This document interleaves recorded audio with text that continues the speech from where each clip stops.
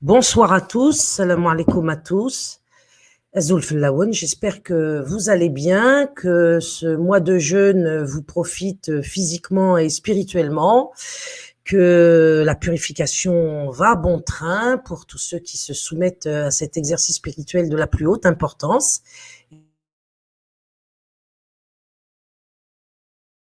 Et que ce mois vous permet aussi de méditer, de réfléchir existence.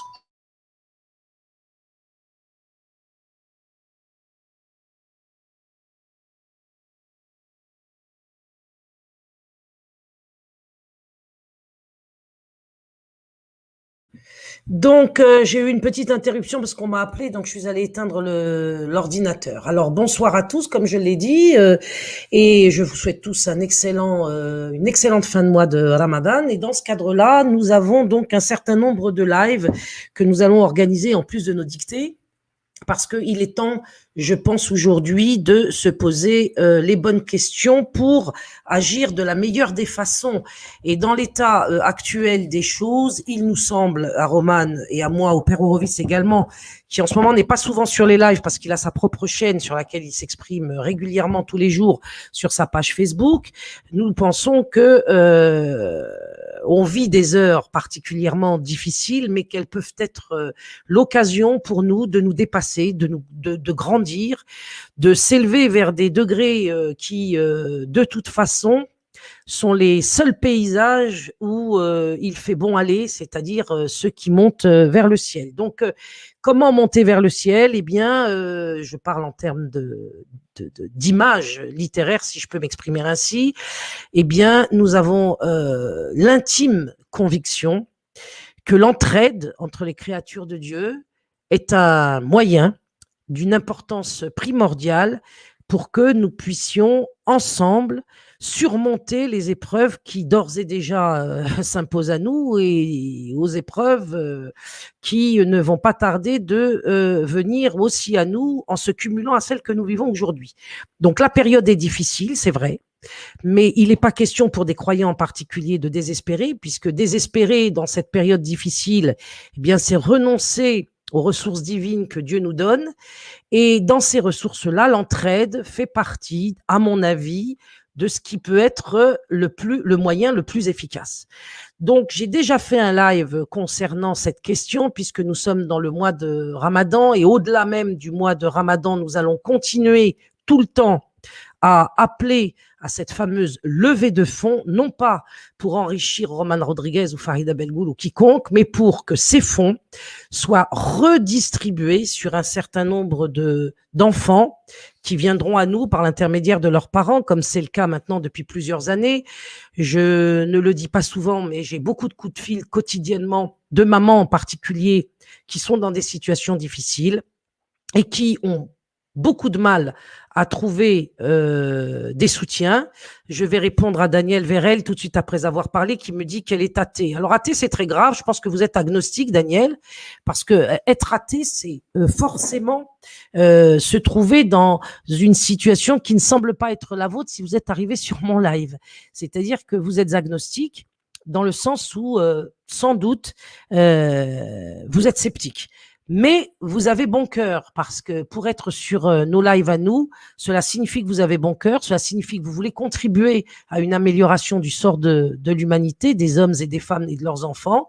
Et de ce point de vue-là, on peut dire que vous vous rattachez à la loi naturelle et que ce rattachement à la loi naturelle est une forme de rattachement à la loi divine, puisque Dieu, qui n'est pas notre ennemi, hein, c'est quand même notre créateur et non pas notre ennemi, eh bien, il nous a donné un certain nombre de modes d'emploi tout au long de l'histoire de l'humanité pour savoir que faire quand on traverse les épreuves et comment se comporter. Et il est évident que l'unité des créatures entre elles, l'entraide, ce qu'on appelle de nos jours en termes plus ou moins de gauche la solidarité, est tout à fait essentielle et peut constituer un mur de protection autour de ceux qui participent à ces opérations d'entraide, de soutien, de charité. Je préfère le terme de charité parce qu'il est plus religieux, parce qu'il a disparu de l'espace public, comme on veut faire disparaître tout le vocabulaire qui nous rappelle à l'existence de notre Créateur bienveillant et qui attend de nous que nous fassions le bien dans l'univers qu'il a créé. Donc, Daniel Vérel, je vous souhaite la bienvenue sur mon live. J'espère que vous serez régulièrement à nos côtés et je vois que vous êtes disposé à comprendre que cette entraide dont je me fais ce soir le porte-parole, ce n'est pas la première fois, va réussir, car nous avons besoin aujourd'hui de ne pas désespérer. Si nous désespérons, si nous en arrivons au désespoir, nous allons accélérer le processus de mondialisation mortifère, ce qui ne veut pas dire que nous ne sommes pas tournés vers l'universel, nous aimons les autres, nous pensons que la planète constitue un ensemble qui est un tout, ce tout est constitué de parties qui doivent être en effet solidaires les unes des autres, et d'ailleurs par la force des choses, elles sont interdépendantes, comme le sont les deux sexes masculins et féminins, et comme le sont les générations, ou éventuellement aussi les corporations sociales, professionnelles, qui ont toutes besoin de partenariat avec les autres. Il est évident que, pour prendre un exemple simple, le boulanger, il a besoin du meunier, qui a besoin du paysan, etc. Et on devrait pouvoir comprendre que cette interdépendance est à l'origine de notre existence terrestre, ou plutôt elle n'est pas à l'origine de notre existence terrestre, mais elle conditionne plutôt la qualité de notre vie dans cet espace terrestre dans lequel nous nous trouvons. Donc, on peut faire des lives et parler pendant des nuits entières, c'est bien, ça peut permettre de créer des liens, mais il nous paraît aussi, comme c'est toujours le cas sur cette chaîne, plus important également d'agir. Donc, cette action que nous vous proposons aujourd'hui, après toutes les actions que nous vous avons proposées depuis 2013-2014, elle est essentielle.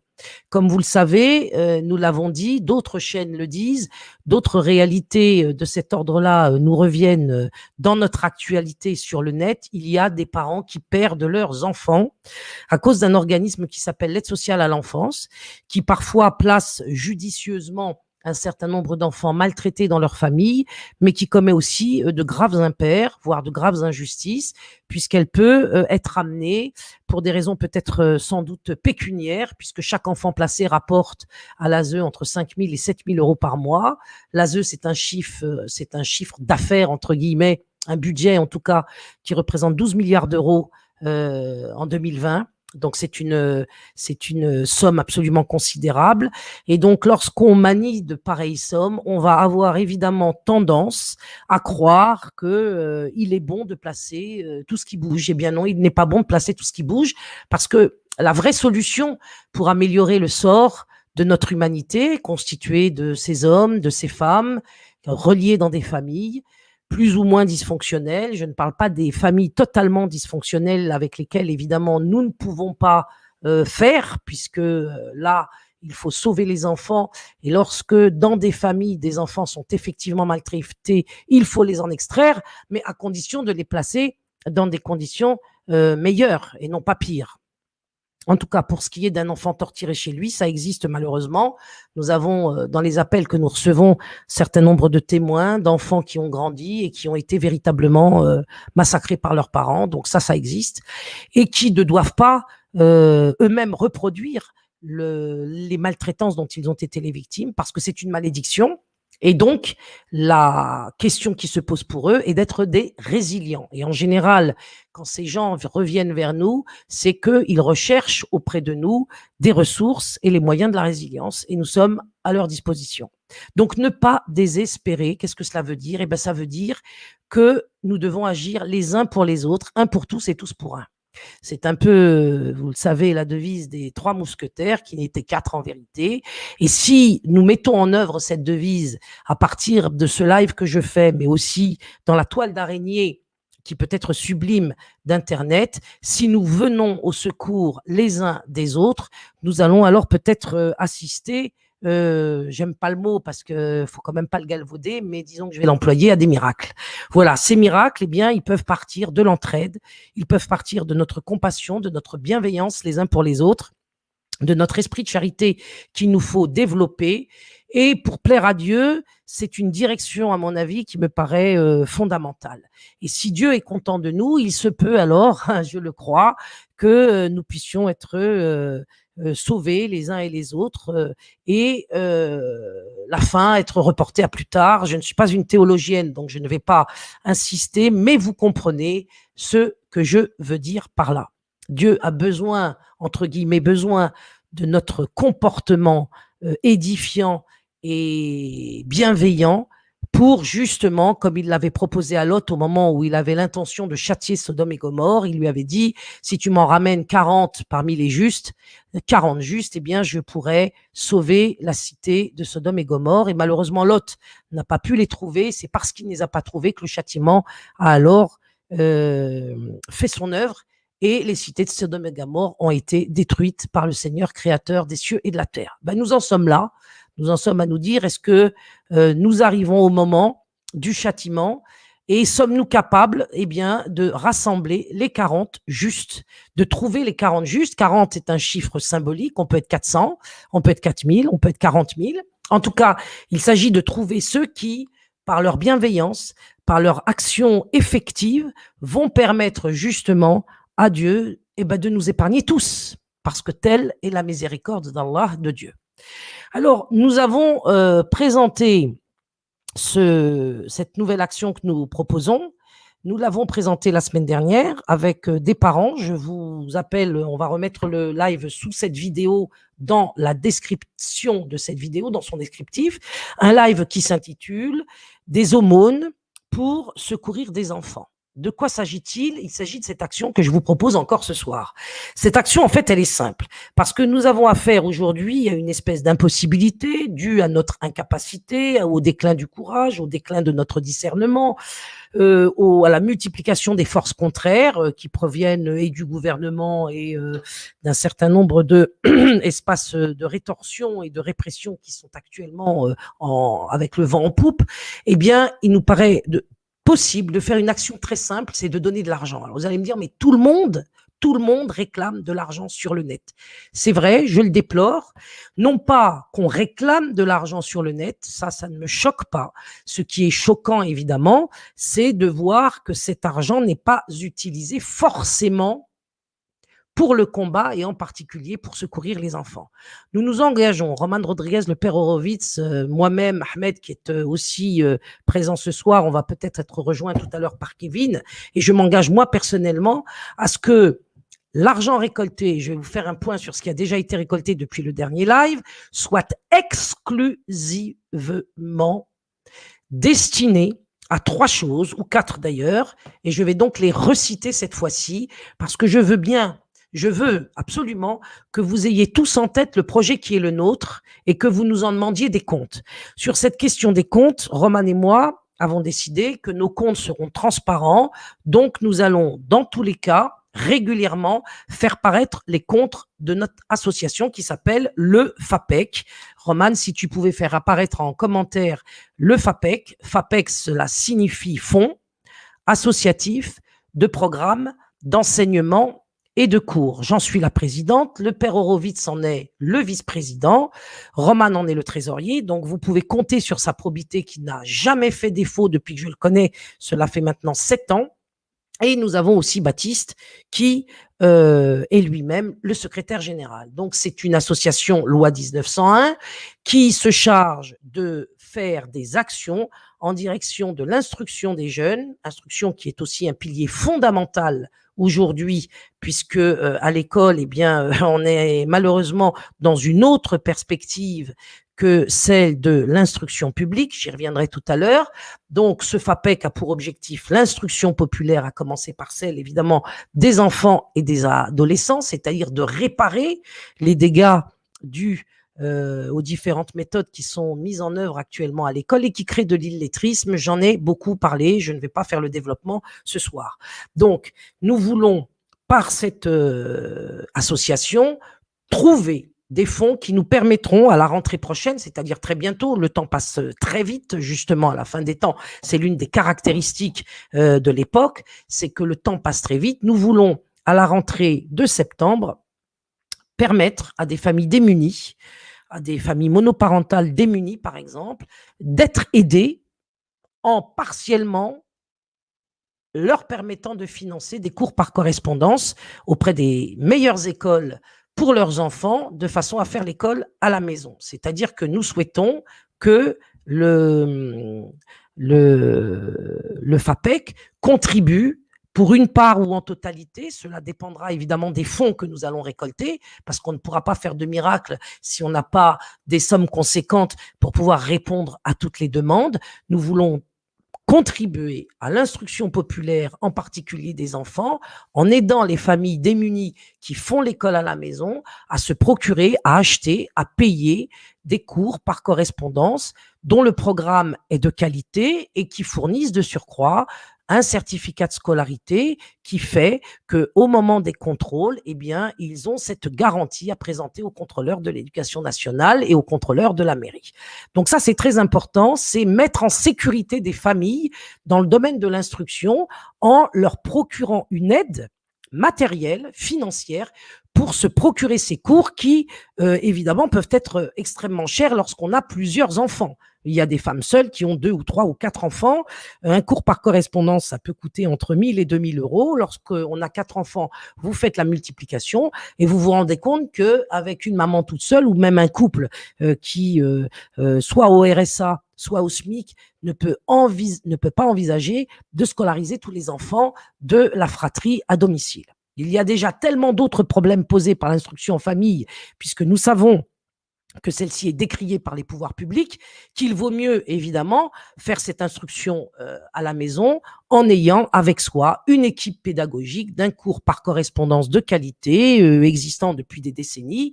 J'ai parlé, par exemple, des cours PIM, mais il y en a d'autres, les cours Griffon, les cours Atmer, qui sont beaucoup plus chers d'ailleurs. Enfin bref, j'ai un live sur cette question que vous pouvez aller revoir sur les différents cours par correspondance qui non seulement fournissent un certificat de scolarité, mais qui aussi procure évidemment des certificats de scolarité pour être en règle avec les lois de la République qui s'imposent à nous jusqu'à nouvel ordre. Donc, on me demande qu'en est-il pour l'instant du projet d'interdire l'IEF prochainement.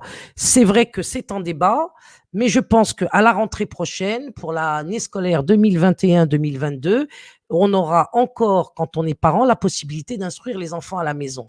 C'est une solution aussi qui peut, et j'en reviens au deuxième projet que nous comptons évidemment financer, pour les enfants qui ne supportent pas le masque pour des raisons de santé. Nous avons eu énormément de retours de parents qui nous ont évidemment informés de ce que leurs enfants se retrouvaient en difficulté d'un point de vue médical à cause du port du masque. Et du coup, parfois les parents n'ont pas les moyens de mettre les enfants à la maison en instruction en famille.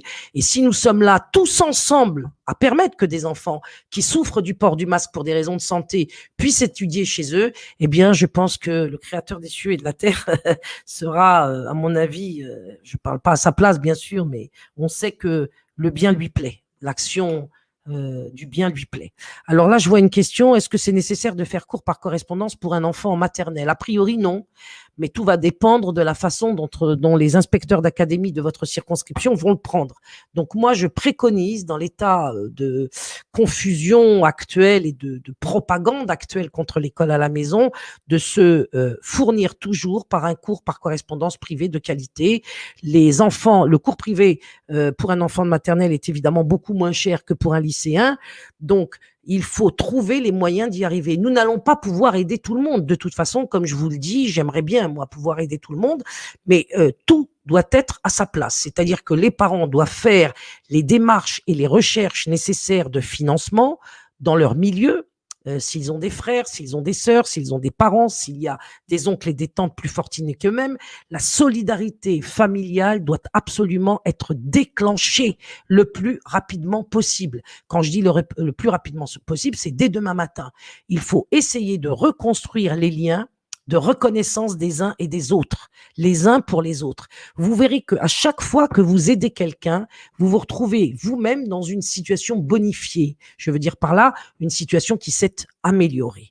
Donc, vous devez reconstruire les liens de solidarité familiale, mais parfois, il y a des situations qui sont tragiques véritablement parce que nous avons affaire à des mères ou à des pères ou à des couples qui sont véritablement isolés. Et si nous leur proposons notre grande famille du mouvement JRE pour venir à leur secours, eh bien, nous aurons fait là quelque chose qui, aux yeux du Créateur, comptera considérablement, dont ces gens profiteront et qui nous l'espérons, ne l'oublieront pas, de façon à ce qu'à leur tour, ils puissent aussi, le moment venu, être en situation d'aider d'autres personnes qu'eux-mêmes. Voilà, vous devez vous rendre compte que l'entraide est la seule solution pour parer aux coups qui nous sont portés actuellement, puisque nous ne sommes pas capables, visiblement, d'organiser des actions politico-sociales qui pourraient infléchir la tendance que nous vivons actuellement, qui est une tendance évidemment négative.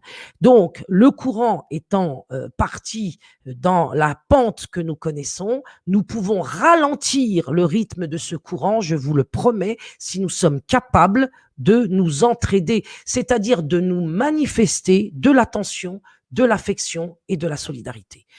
Pour l'instant, je vous parle de ces cours par correspondance et de l'école à la maison. C'est donc l'objectif du fonds associatif de programme d'enseignement et de cours, le FAPEC. Mais le FAPEC va aussi produire des cours de grammaire qui ne se font plus à l'école et qui peuvent même être plus ou moins absents des cours par correspondance qui, pour avoir l'aval du rectorat, sont évidemment souvent obligés de faire des concessions.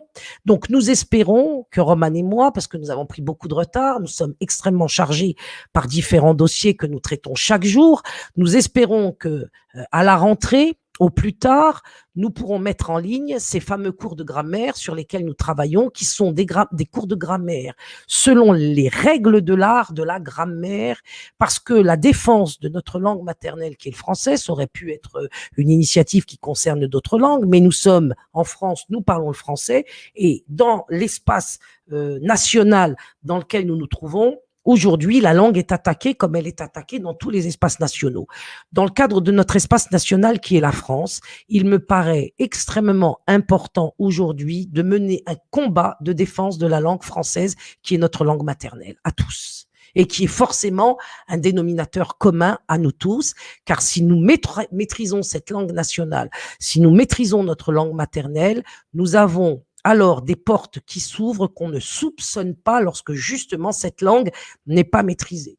Vous savez que j'ai commencé à faire des dictées sur ma chaîne YouTube et nous aurons, Inch'Allah, si Dieu veut, je l'espère, à partir du mois de septembre, un véritable programme de grammaire qui pourra toucher aussi bien les petits que les grands, parce que la grammaire, je ne vais pas en parler maintenant, c'est une matière qui est essentielle dans la mesure où c'est celle qui va vous permettre de bien parler et de bien écrire et de comprendre quand on vous parle et de comprendre quand vous lisez les textes vous-même. La maîtrise de la langue, c'est un glaive non seulement pour vivre tous les jours, mais pour vous défendre.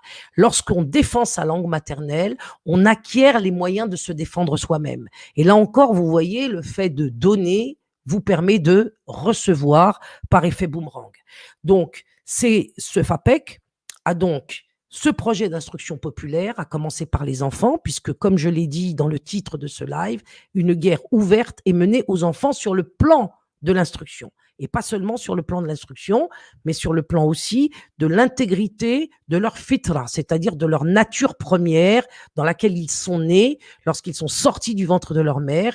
Et cette fitra, cette nature première, est aujourd'hui attaquée, je ne dirais pas par qui, tout le monde sait par qui, de telle façon que nous risquons de nous trouver de plus en plus face à une humanité, donc avec des gens dans la vie de tous les jours qui vont être de plus en plus dégénérés. Et la vie est absolument impossible dans une société où les partenaires auxquels nous avons affaire, et nous avons affaire tous à une multitude de partenaires dans une année, que ce soit les collègues de travail, le voisinage, les représentants des institutions, s'ils sont tous dégénérés, la vie devient impossible. Et je ne vous parle pas non plus de ce que vos enfants peuvent être conduits à se marier à eux-mêmes avec des individus, des personnes issues de communautés familiales dégénérées qui font que cela devient un problème pour leur propre famille à eux, puisqu'ils intègrent une famille qui va les tirer vers le bas.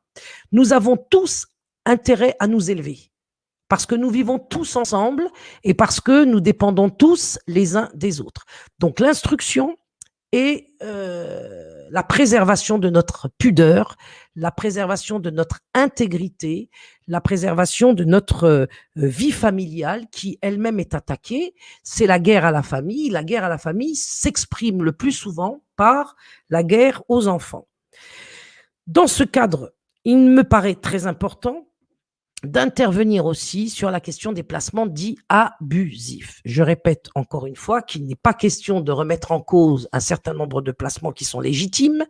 Nous remettons en cause des placements qui sont faits de manière extrêmement indue ou plutôt illégitime, en contournant les lois, parce qu'il en existe encore quelques-unes qui malheureusement dans certains placements ne sont même plus respectées dans des procédures qui ne ressemblent absolument plus à rien.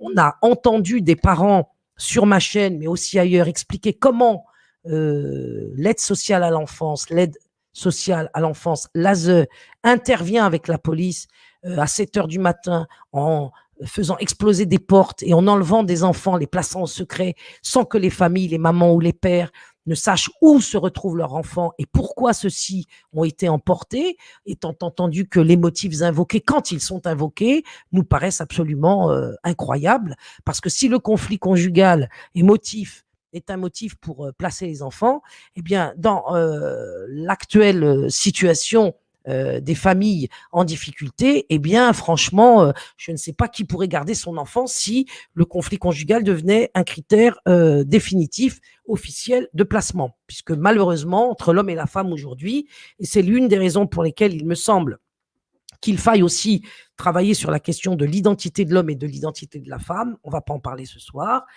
eh bien, quel enfant pourrait aujourd'hui vivre au sein de sa famille? Alors, est-ce que c'est le projet finalement, de voler tous les enfants pour tous les placer dans des lieux où ils vivraient avec d'autres membres que les membres de leur famille. Et donc, nous avons affaire à une véritable mise en place d'orphelinat à l'échelle nationale.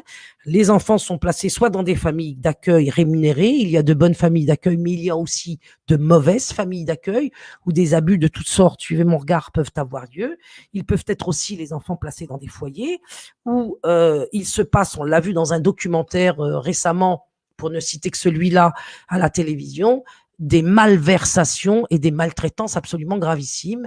Et après avoir passé 10 ans, 12 ans, peut-être même 18 ans, lorsque les enfants sont volés à la naissance, comme ce fut le cas de Clémence, dont on a entendu Mélanie, la mère, parler dans un live précédent qui s'intitule, et que je vous invite à aller revoir ou de voir plutôt, des aumônes pour secourir les enfants, eh bien, on vole des enfants un jour avant la naissance. C'est ce qui est arrivé à Mélanie.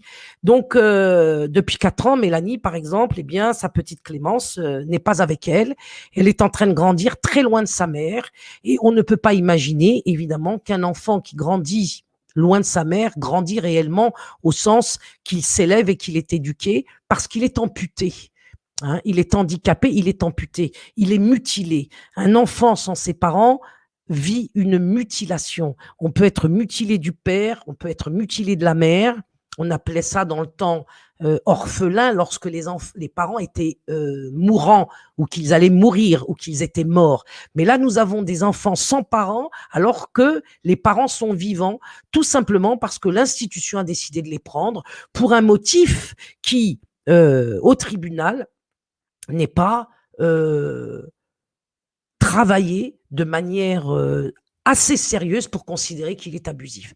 Nous avons aujourd'hui, nous, la responsabilité, les hommes et les femmes, les parents de ce pays, de venir au secours de ceux auxquels on a enlevé injustement leurs enfants. Et pour venir à leur secours, le fonds associatif de programme d'enseignement et de cours prend l'initiative de faire cette levée de fonds pour que, en priorité des priorités, nous aidions des familles à faire appel à des avocats de qualité pour pouvoir essayer de récupérer leurs enfants. Alors certains me disent, mais les avocats sont tous pourris, ils sont tous dans le système, ils sont tous dans la matrice, il n'y a rien à gratter. Il y a en effet, disons, beaucoup d'avocats, comme dans beaucoup de corps de métier de nos jours, qui sont corrompus. et dont la recherche de l'argent est très souvent le seul mobile à leur activité professionnelle. Mais il n'y a pas que cela. De la même façon que vous avez à l'éducation nationale une poignée d'enseignants qui sont de véritables enseignants, c'est-à-dire de véritables maîtres d'école au sens traditionnel du terme, vous pouvez rencontrer de véritables avocats qui sont des véritables maîtres en droit et dont la préoccupation, je l'espère, je le constate dans la personne, par exemple, de Julien Damy-Lecause que nous avons, entre guillemets, recruté pour les différentes affaires sur lesquelles nous travaillons en ce moment, eh bien, il y a sans doute une poignée, mais c'est suffisant, d'avocats qui peuvent et qui veulent faire ce travail d'aide, entrer dans la démarche d'entraide et de contribuer à retirer des enfants des couloirs de l'ASE où ils ont été injustement placés. Même s'il est difficile, entendez-moi bien, de retirer des enfants de l'ASE parce que c'est vrai que c'est difficile, je dirais que l'ogre ne lâche pas facilement sa proie.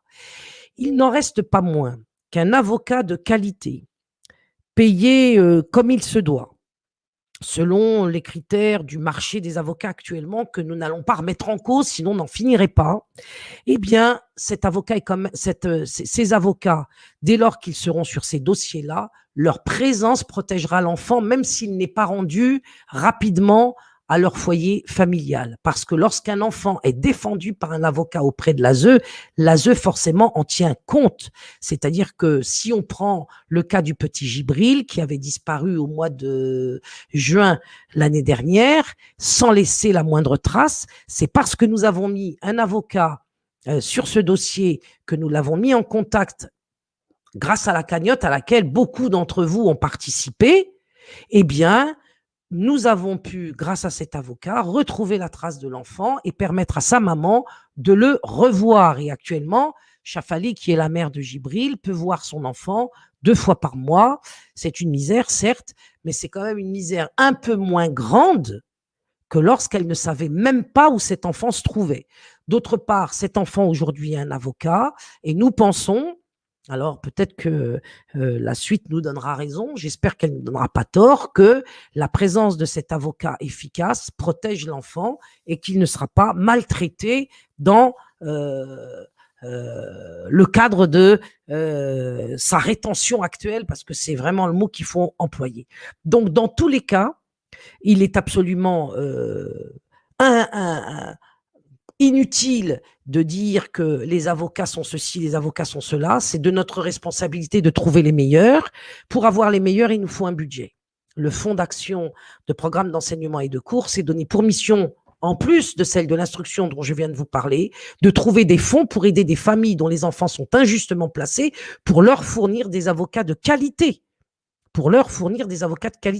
Parce que souvent, ceux qui sont embarqués sont des familles, des enfants des familles pauvres qui se retrouvent soit sans avocat, soit avec des avocats commis d'office qui se foutent du quart comme du reste de la situation de l'enfant et de la famille parce qu'ils ne sont pas payés, ou si peu que le dossier ne les intéresse pas. Et nous devons faire avec cette réalité. Nous sommes en ce moment dans cette situation, et c'est avec cette situation d'intérêt pour le gain et pour l'argent, que malheureusement est partagé par beaucoup de gens. Hein. Il faut être particulièrement indifférent à la puissance de l'argent pour ne pas être touché ou contaminé par ce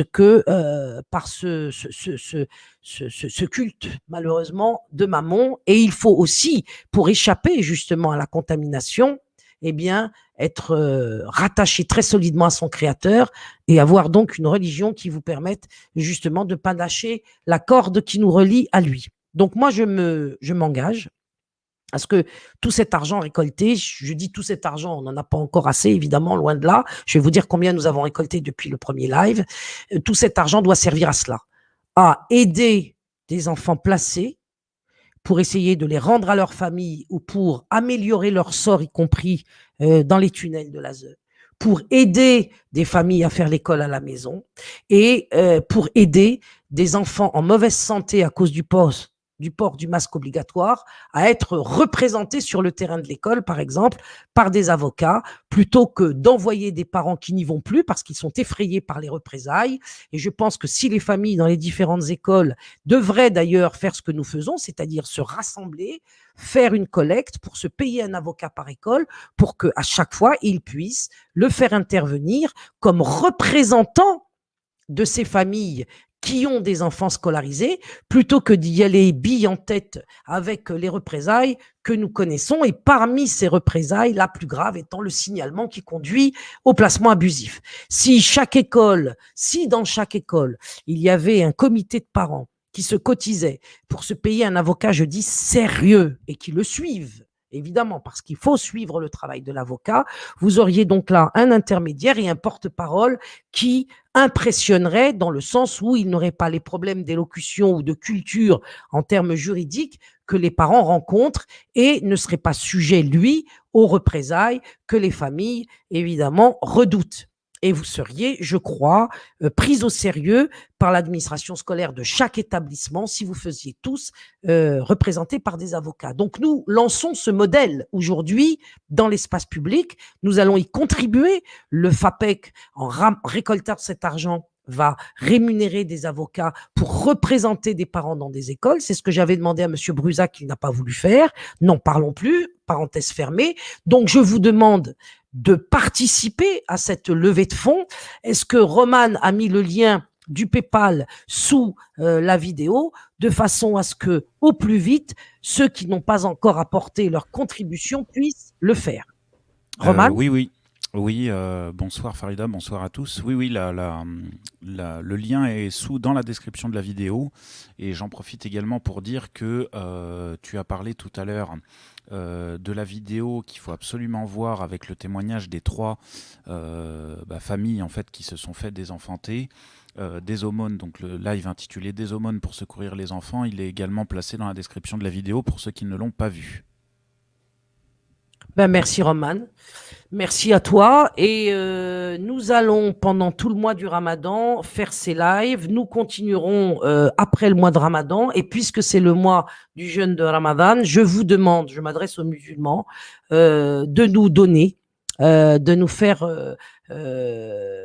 le don de la zakat al-fitr de la fin du mois et que cette zakat-là ira dans le projet que je viens de vous énoncer, étant entendu que je vous ai pas tout dit, parce que si nous récoltons encore plus, c'est-à-dire nous allons organiser, d'ailleurs Ahmed qui est présent fait partie de l'équipe d'organisation de la journée nationale de défense de l'enfance que nous voulons mettre en place à un moment ou à un autre, compte tenu des contraintes qui nous sont imposées par le confinement.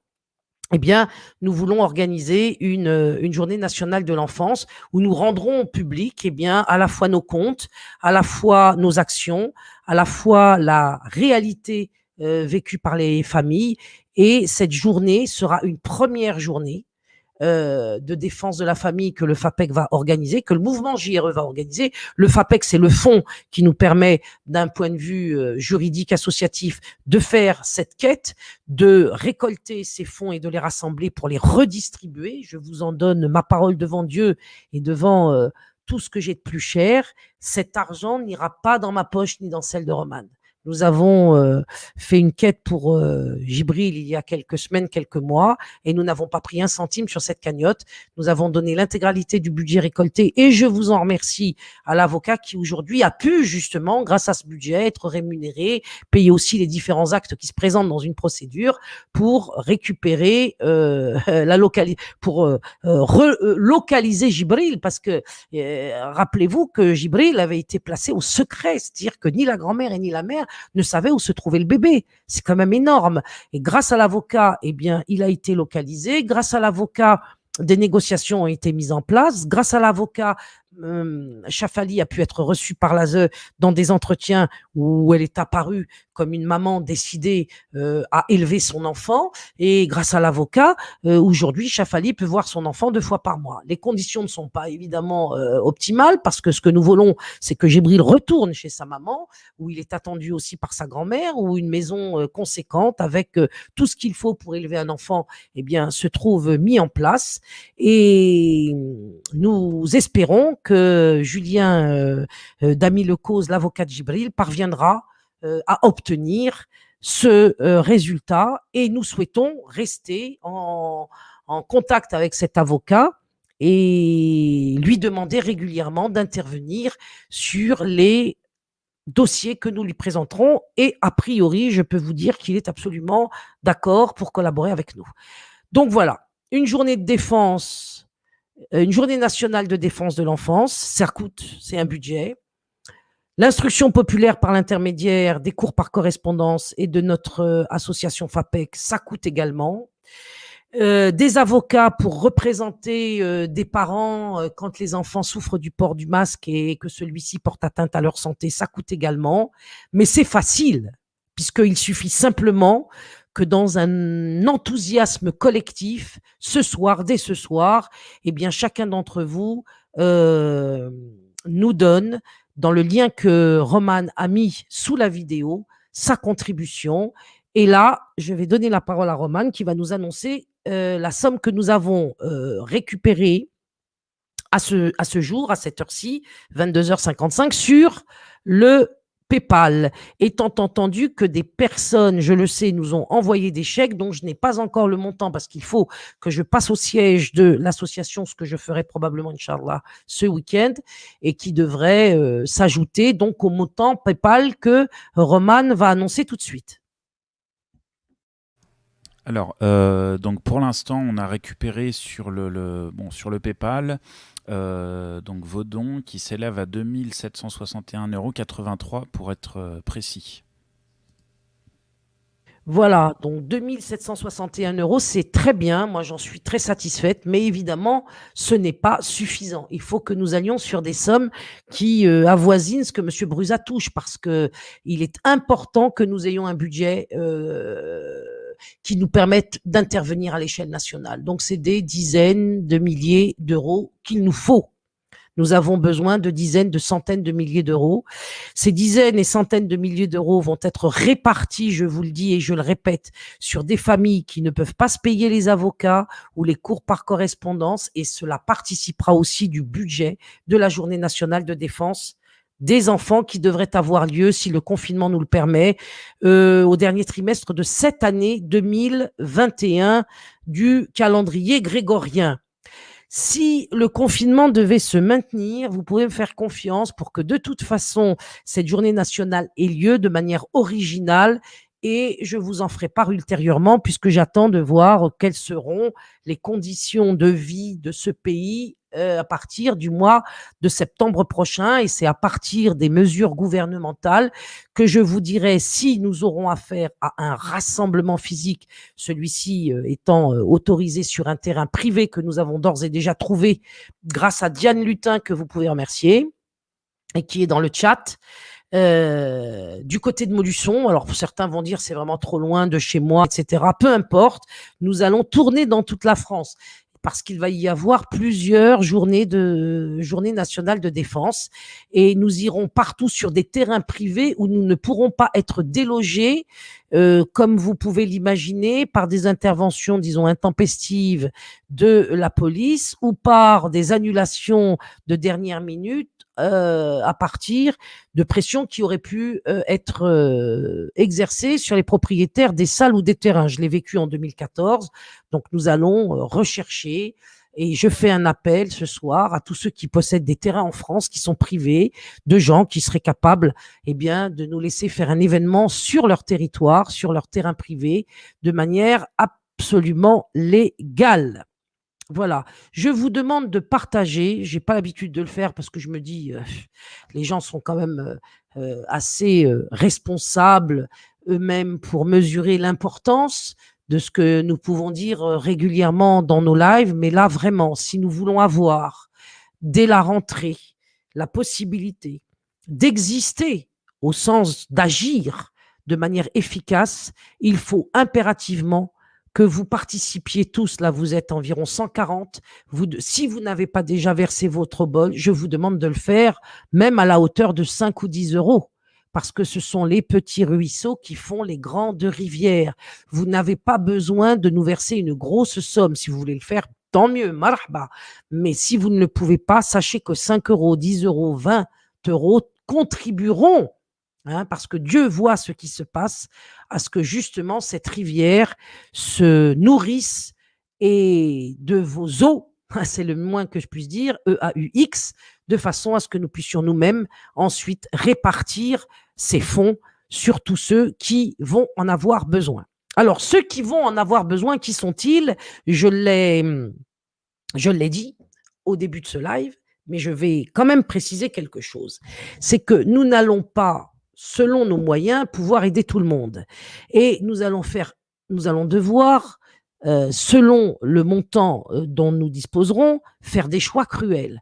Il est possible que nous ne puissions pas, par exemple, payer l'intégralité d'un cours par correspondance. Si nous avons plusieurs demandes, nous répartirons cet argent de manière équitable et proportionnellement à la difficulté rencontrée socialement par les familles qui feront appel à nous. Donc, sur, par exemple, une facture de 1 000 euros pour l'IEF, pour un cours par correspondance sur 2 enfants, par exemple, encore qu'au lycée, 1 000 euros, c'est même pas le prix d'une scolarité d'une année pour un lycéen, eh bien, nous contribuerons pour une part ou en totalité. Mais nous ne nous engageons pas à payer la totalité de toutes les demandes qui se présenteront à nous, pour la bonne raison que, vous l'avez bien compris, là, nous avons environ 3 000 euros. Peut-être qu'il faut rajouter en chèque 500 ou encore 1 000 euros. Donc, nous avons 4 000 euros, admettons, mais je ne peux pas l'affirmer parce que je n'ai pas eu accès encore aux chèques que vous m'avez envoyés. Je sais que certains d'entre vous l'ont fait. Je récupère ces chèques ce week-end et je les amènerai à la poste donc le lundi qui suivra. Et donc, dans la semaine suivante, je pourrai vous dire exactement de combien nous disposons. Admettons qu'il s'agisse de 4 000 euros. Vous imaginez bien qu'avec 4 000 euros, nous ne pourrons pas répondre à tout ce qui pourra se présenter à nous. Donc, parfois, nous contribuerons sur des ardoises d'avocats à 4 000 euros pour un quart ou pour 500 euros, comme nous le pourrons. Donc, les parents doivent se prendre en charge, tout de même. C'est-à-dire qu'il ne s'agit pas de se dire, bon, Farida Belgoul a fait le boulot, elle a ramassé le pognon, j'arrive, je frappe à la porte, je prends l'enveloppe et je m'en vais. C'est pas comme ça que ça va se passer. Nous allons aider. Et je vous demande de m'aider pour aider. Et je vous demande de créer ce réseau d'entraide, de charité, de solidarité qui peut nous sauver de la catastrophe qui est en marche, si vous voyez ce que je veux dire. Donc, j'avais ce soir normalement 2 invités, j'en ai plus qu'un. Est-ce que Ahmed, il est là? Bonsoir Farida, bonsoir Roman, bonsoir à tous. Bonsoir. Bonsoir Ahmed.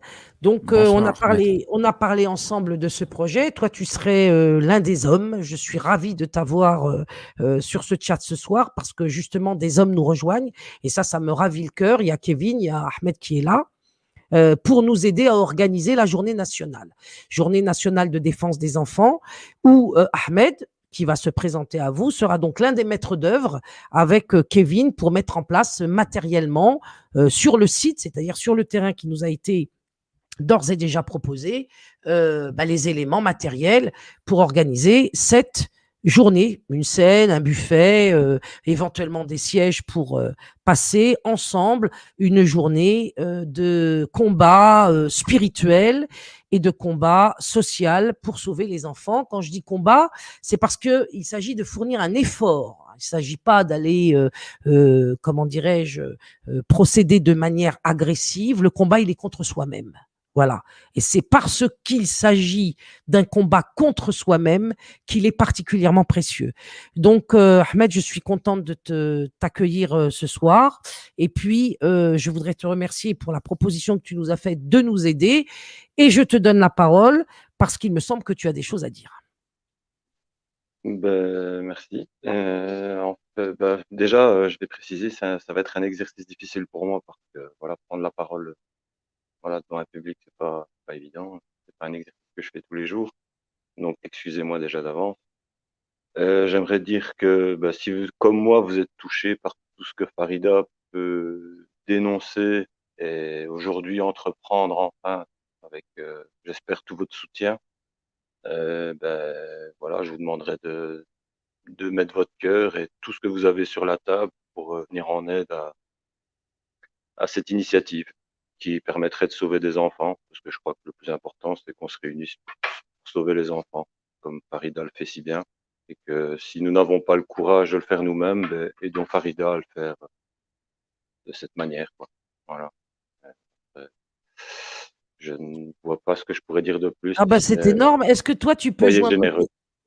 Soyez généreux, voilà, soyez généreux et soyez combatif. C'est-à-dire que soyez celui ou celle qui peut se demander à lui-même de fournir cet effort, de contribuer par une somme quelconque à la mise en place de ces actions. Je le répète, protéger les enfants qui portent le masque actuellement et qui en souffrent dans le cadre de l'école à la maison, et donc permettre à leurs familles qui n'en auraient pas les moyens, eh bien, de le faire plutôt que de les laisser détériorer leur santé dans le cadre de l'école, aider ceux qui d'ores et déjà ont fait le choix de faire l'école à la maison pour toutes les raisons que nous connaissons, permettre aux enfants placés abusivement d'être défendu par un avocat digne de ce nom. C'est vrai qu'il en reste toujours. Il reste toujours des exceptions qui permettent d'espérer, même si la majorité de la corporation pousse au désespoir. Il faut savoir qu'un seul avocat est assez fort dans le cœur de chacun d'entre nous pour effectivement remplacer le désespoir par l'espoir. On en a un, on en aura peut-être deux demain. Je sais que Kevin m'en a proposé un autre, je vais le contacter. Et nous ne pourrons faire appel aux meilleurs avocats de France que si nous avons les moyens financiers de le faire. C'est la raison pour laquelle, comme vient de le dire Ahmed, votre générosité dans cette action est essentielle. Et la générosité, c'est un combat contre soi-même, mais c'est un combat qui est simple. Enfin, peut-être pas pour tout le monde, mais je veux dire que c'est un combat qui est sans risque. Vous n'aurez aucune espèce de représailles, évidemment, si vous donnez de l'argent pour sauver les enfants. Voilà. Je vois Diane Lutin qui dit Maître d'amis locaux, Julien est un H. Je ne sais pas ce que tu veux dire par là, Diane. J'imagine que c'est une qualité, ce H. Est-ce que tu peux être plus précise? Avocat digne de confiance. Oui, tout à fait. C'est un avocat digne de confiance et qui, de surcroît, travaille avec efficacité. Nous avons besoin d'argent pour trouver des avocats dignes de confiance et qui travaillent efficacement. Les enfants ont besoin de cela parce que les parents actuellement sont défaits. Beaucoup d'entre eux ont peur. Beaucoup d'entre eux ont peur. Il y a Solzhenitsyn qui a écrit un texte admirable qu'il a, je crois, déclamé à Harvard, à l'université d'Harvard, si je ne me trompe pas, et si je me trompe, qu'on me pardonne, qui s'appelait Le déclin du courage. On est dans cette période de déclin du courage. Et nous sommes dans la période du déclin de tout. Et si, justement, par les aumônes que nous allons verser au FAPEC, dans la perspective et pour les projets que je viens d'énoncer, eh bien, vous verrez que cette aumône va renforcer votre courage, va vous renforcer vous-même spirituellement. Parce que quand vous donnez, vous recevez. Et vous recevez pas forcément de l'argent, mais vous pouvez recevoir de l'énergie, vous pouvez recevoir de la joie, vous pouvez recevoir de l'estime de vous-même. Tout ce qui peut d'ailleurs renforcer votre système immunitaire. Et je ne plaisante pas lorsque je le dis. Parce qu'en vérité, on ne vous l'a pas appris. J'ai dû en parler à une occasion ou à une autre, mais nous avons deux systèmes immunitaires. Le système immunitaire humain que tout le monde connaît, mais nous avons aussi un système immunitaire divin qui se renforce par la générosité, qui se renforce par notre comportement bienveillant. Et aujourd'hui, vous l'avez bien compris, je ne vais pas faire de discours sur le sujet, mais notre santé est mise à mal, elle est menacée, elle est en danger. Et si la générosité est en œuvre, vous verrez que ça renforcera votre système immunitaire divin et que vous serez moins sujet aux maladies que on voudrait bien que vous attrapiez à l'époque où nous nous trouvons. Voilà, je vais demander à Ahmed s'il peut contacter Kevin. Est-ce qu'il a réussi à joindre Kevin ou est-ce que Kevin est injoignable? Non, malheureusement, j'ai pas réussi à le contacter. On lui demandera de venir la prochaine fois. Mais pour vous présenter Ahmed et Kevin, donc il s'agit de deux hommes d'une quarantaine d'années, des papas. Enfin, Ahmed n'est pas papa, mais Kevin l'est, qui Oui, tout sont à fait. voilà, qui sont disposés donc à être les maîtres d'œuvre de la Journée nationale de défense de l'enfance. Donc il faut de l'argent, et avec cet argent, eh bien trouver la sono, trouver les moyens de faire le buffet, trouver la scène, trouver les éclairages, trouver les chaises, faire que nous puissions acheminer effectivement des transports pour que les gens puissent venir, si évidemment le confinement et les mesures gouvernementales ne sont pas maintenues telles qu'on les connaît aujourd'hui. Et s'ils étaient maintenus, eh bien nous trouverons à faire cette journée nationale sur le net d'une façon dont je vous parlerai plus tard, parce que ce n'est pas la peine de faire des plans sur la comète. Attendons septembre pour savoir quelles seront les modalités d'organisation de ces journées. Je vous dis qu'elle aura lieu, soit de manière virtuelle, soit en présentiel. Évidemment, je préfère qu'elle ait lieu dans le réel, mais je ne suis pas maître des choses. Voilà. Donc, dans tous les cas, nous devons être dans la situation de s'aider les uns les autres. Alors, vous n'êtes pas obligé de passer par nous, hein. Il faut bien comprendre que moi, je n'essaye pas de me mettre au cœur d'une opération comme point de passage obligé. Je l'ai dit tout à l'heure, vous pouvez vous rassembler dans les écoles ou dans le voisinage pour faire justement ce que nous faisons, nous, au niveau national, de façon à être efficace sur le terrain dans lequel vous vivez. Je le répète, vous pouvez collecter un budget entre différents parents d'une même école pour disposer d'un porte-parole, d'un conseil juridique quand le besoin se fait sentir par rapport à une injustice dont vos enfants sont les victimes à l'école. Et il y a plein de solutions, il y a plein de situations comme ça. Je ne parlerai pas ce soir, j'en ai fait beaucoup péta, même si je devrais à un moment ou à un autre revenir sur ces questions de sexualisation précoce. La sexualisation précoce qui est mise en œuvre actuellement à l'école est l'un des motifs de la scolarisation à domicile. Et c'est bien vu, cette scolarisation à domicile pour ce motif-là, même s'il ne faut pas en parler évidemment aux inspecteurs d'académie qui ne le comprendraient pas, parce que beaucoup d'entre eux sont formatés et persuadés qu'il s'agit d'une grande avancée progressiste que de parler de sexe à nos enfants. Je le répète là très rapidement, la, la, la, la, la, la, la stimulation sexuelle à l'école, parce qu'il s'agit de stimulation. Quand on parle de sexe, on stimule le sexe. Ça, c'est une réalité naturelle qui me semble difficile à contester. Parler de sexe stimule le sexe. Alors imaginez qu'on parle de sexe à des enfants à l'école, vous stimulez sexuellement les enfants. C'est obligatoire. C'est la base d'ailleurs de la pornographie. Je ne crois pas me tromper quand je le dis, Romane. Non, tout à fait, Farida. Effectivement, puis de toute façon, c'est extrêmement malsain. Je pense qu'un adulte, parle de sexualité à des enfants, parce que même chez l'adulte, le simple fait d'en parler le stimule lui-même. Donc en fait, on a finalement dans une même pièce, dans une même salle, des enfants qui sont stimulés sexuellement ainsi que l'adulte qui en parle. Donc voilà, c'est quelque chose d'extrêmement malsain et qui ouvre la porte à beaucoup de dérives. Notamment, on voit là maintenant plus récemment dans les cours de récréation avec aussi les téléphones portables, les enfants en fait qui consultent du porno dans les cours de récréation, quoi. Et celui qui n'a pas de portable, il est ciblé par les autres parce que il est différent et voilà, il est pas comme les autres. Donc lui-même, même celui qui n'a pas de téléphone portable, il est entraîné par les autres à faire comme les autres. Donc c'est une hécatombe. Enfin, pour moi, c'est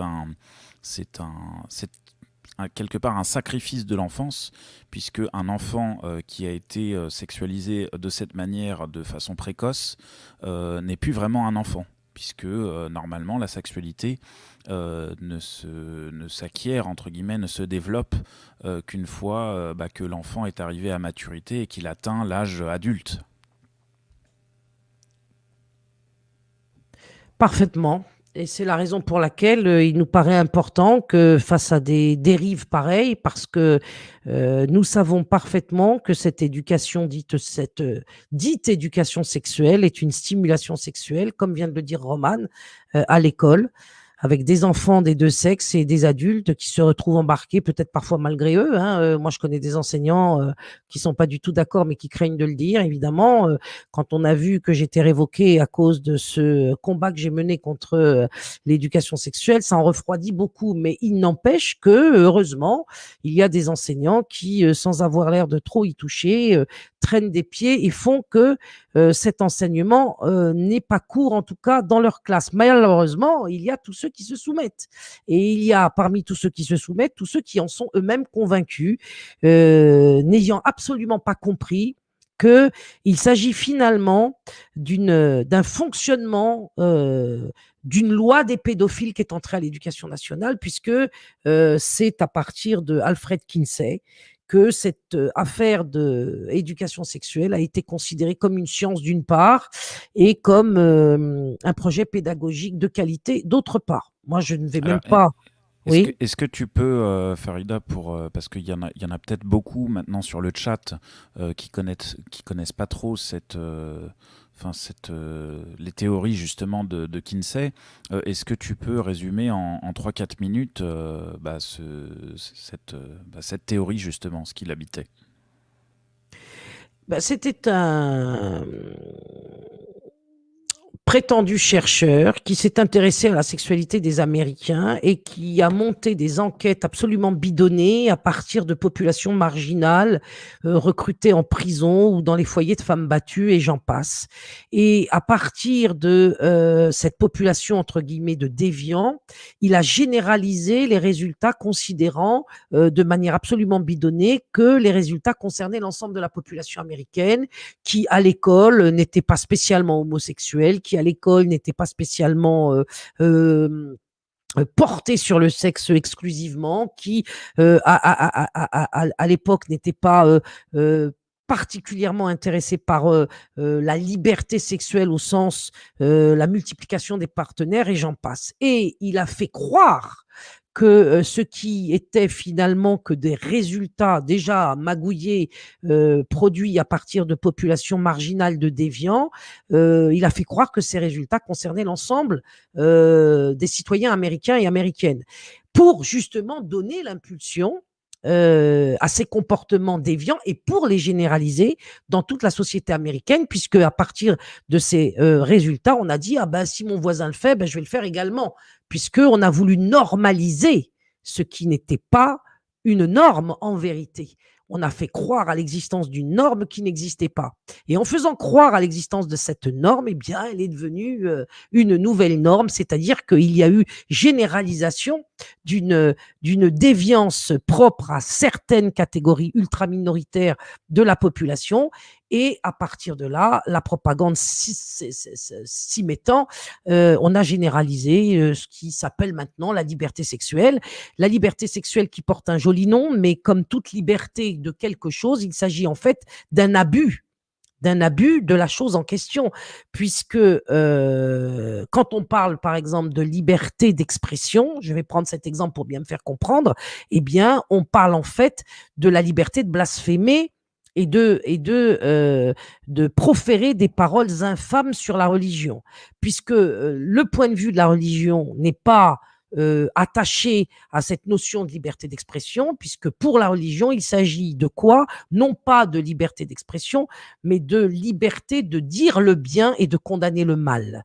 Donc, il ne s'agit pas de s'exprimer au sens dissolu du terme. Il s'agit bien de discriminer la bonne parole de la mauvaise et l'expression vue par la religion est une expression qui consiste à dire le bien et condamner le mal.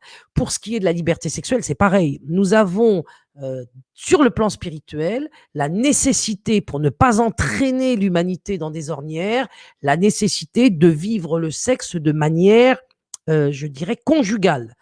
pour que justement, dans ce cadre, on s'élève, parce que la sexualité dans le cadre du mariage n'a pas d'issue sur le plan horizontal, c'est-à-dire de multiplication des partenaires, mais elle a une issue par le haut, et je n'en dirai pas plus pour l'instant, et elle qualitativement s'élève.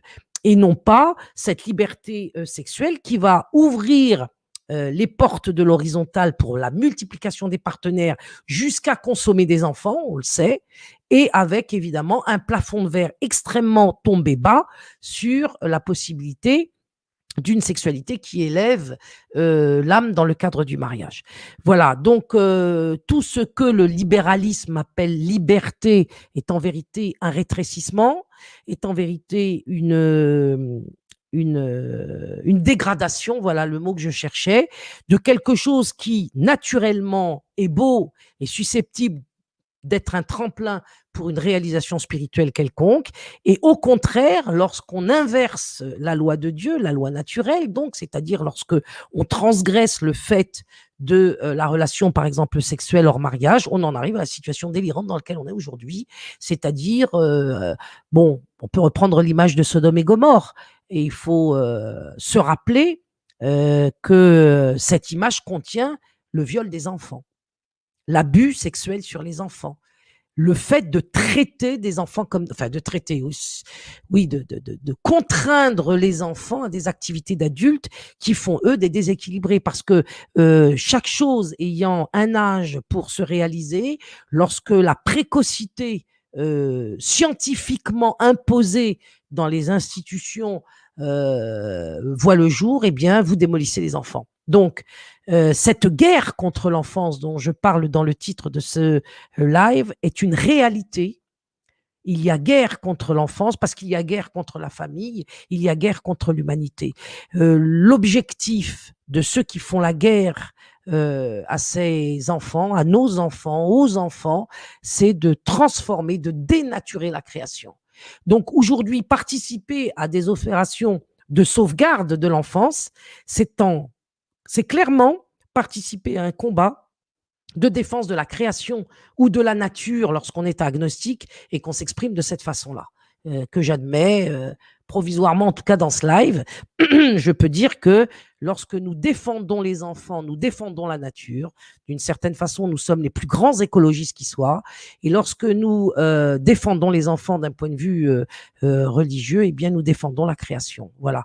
Et c'est sur ce mot, si vous le voulez bien, qu'on va arrêter ce live qui, pour une fois, est très court et je m'en félicite parce que le message de ce live doit être prononcé, proféré de manière assez courte pour qu'il puisse circuler, partager, liker, vraiment, je le dis jamais, mais là je vous le dis, parce que nous avons besoin de financer les actions que nous vous proposons. Le mouvement JRE vous appelle tous, tout de suite, à verser votre contribution, si ce n'est pas déjà fait, à la fin de ce live, pour augmenter le budget du FAPEC, le Fonds associatif de programmes d'enseignement et de cours, pour avancer les projets d'instruction populaire, en particulier des enfants, pour financer la participation de conseils juridiques dans les différentes actions que nous allons mener, et pour envisager très clairement, très concrètement plutôt, la mise en place d'une journée nationale de défense de l'enfance que nous souhaitons organiser, Inch'Allah, si Dieu veut, le dernier trimestre de l'année 2021. Voilà, je compte sur vous tout de suite. Allez cliquer sur PayPal pour 10 euros, 15 euros, je ne sais combien, selon vos moyens. Et vous verrez que vous passerez une excellente nuit sous la protection du Tout-Puissant. Salam alaikum wa rahmatullah. Bonne nuit à tous. Merci Ahmed. Merci à vous. Merci à vous. Merci Roman. Merci à toi Farida. Avant de clôturer, j'aimerais rajouter quelque chose. Il faut bien que tout le monde comprenne, tous ceux qui suivent ce live, qu'effectivement on a besoin de ces fonds pour pouvoir mener des actions à destination justement de la protection des enfants et de la protection plus généralement de l'enfance, et qu'il y a une arme, l'arme du nouvel ordre mondial à destination des enfants, qui est dirigée contre les enfants. et leur sexualisation. Ça, il faut bien l'intégrer, puisque la meilleure manière en fait de détruire les enfants et de détruire l'enfance, en fait, c'est de casser leur innocence par leur sexualisation. Voilà. Merci pour cette précision fondamentale parce que on en a souvent parlé, tu as bien fait de le répéter parce que là-dessus, il y a beaucoup de choses à dire et tu l'as résumé admirablement. Merci Roman. Salam alaikum wa rahmatullah. Tous ensemble, un pour tous et tous pour un. Direction PayPal pour ceux qui ne l'ont pas déjà prise, cette direction. Et puis faites circuler que nous souhaitons récolter la zakat el-fitr de la fin du Ramadan pour la mise en place du programme d'action que je viens de vous présenter et qui est essentiel. Solliciter également autour de chez vous, y compris les lanceurs d'alerte. Il est temps d'agir. Bonsoir.